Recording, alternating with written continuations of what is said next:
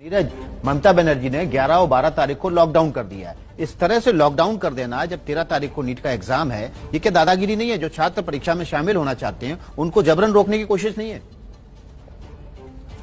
जी बिल्कुल, निश्चित रूप में देखा जाए तो एक राज्य सरकार का बहुत ही ऐसा फैसला है जो छात्रों के कहीं ना कहीं खिलाफ जाएगा, क्योंकि केंद्र सरकार अड़ी हुई है। केंद्र सरकार किसी भी लेवल पे चाहती कि छात्रों का भविष्य न खराब हो, छात्रों का एक साल न खराब हो, इसलिए वो चाहते हैं कि नीट और जेईई के एग्जाम अपने नियत समय पे हो, जो तिथि निर्धारित है उस तिथियों में हो। लेकिन जब मुख्यमंत्रियों ने मांग कर ली, डिमांड कर ली और उनको लग रहा है कि अब हमारी बात नहीं सुनी जा रही, तो ये एक अलग तरह के हथकंडे अपनाए जा रहे हैं। पश्चिम बंगाल के मुख्यमंत्री ने 11 और 12 को लॉकडाउन की घोषणा की है, जबकि 13 तारीख को वहां पे नीट का एग्जाम होना। ऐसे में बहुत जो दूर दराज छात्र हैं, 11 और 12 को लॉकडाउन होगा, तो 13 को सेंटर में पहुंच कैसे पाएंगे?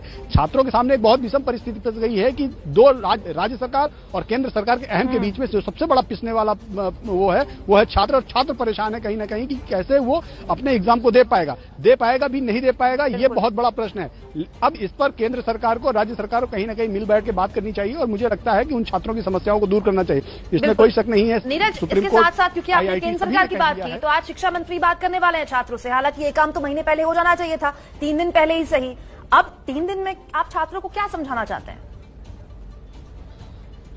देखिए, मुझे जो समझ में आ रहा है कि शिक्षा मंत्री ये समझाना चाहते हैं, यह बताना चाह रहे हैं कि छात्रों के से कि हमने तैयारी पूरी कर ली है, आप लोग बिल्कुल डरिए नहीं, आप लोग आइए और अपना एग्जाम दीजिए, साल ना खराब हो। चूंकि शिक्षा विभाग पर भी एक बहुत बड़ा दबाव है। सुप्रीम कोर्ट ने जो आदेश दिया, सुप्रीम कोर्ट के आदेश के अनुसार भी सुप्रीम कोर्ट माने तो उन्होंने कहा कि एक साल बर्बाद नहीं किया जाता। कोरोना काल में जब सभी चीजें खुल चुकी हैं, हम और आप खुल चुके हैं, हम रिपोर्टिंग कर रहे हैं, आप एंकरिंग कर रहे हैं, मंत्रालय चल रहे हैं, बाजार चल रहा है, फैक्ट्रियां कंपनियां चल रही हैं, तो ऐसे में छात्रों का एक साल कैसे बर्बाद हो? दूसरा, IIT के डायरेक्टर्स ने भी साफ तौर पर लिखकर और बोलकर भी ये बात कही है कि हमारे लिए 2 सत्रों को एक साथ पढ़ाना हमारे लिए मुश्किल है। तो ये बहुत सारी ऐसी समस्याएं हैं जो कहीं ना कहीं आने वाले समय में दिक्कत होगी। तीसरी बहुत बड़ी बात, मैं एक शिक्षाविद से बात कर रहा था, उन्होंने जो कहा कि कल के जब, चूंकि IIT का पूरे वर्ल्ड में रुतबा है और IITian जो 2020 का स्टूडेंट होगा और कल के कहीं जाएगा किसी दूसरे देश में और वहां उससे पूछा जाएगा कहीं आप 2020 बैच के तो नहीं हो, तो वो एक बहुत इंबैरसिंग फील करेगा और कहीं ना कहीं उसको ऑकवर्ड फील होगा। बिल्कुल नीरज, बहुत बहुत शुक्रिया इस तमाम जानकारी के लिए। आप पूरे मसले पर नजर बनाए रखिए। सवाल अब भी बरकरार है, सबके अपने तर्क है,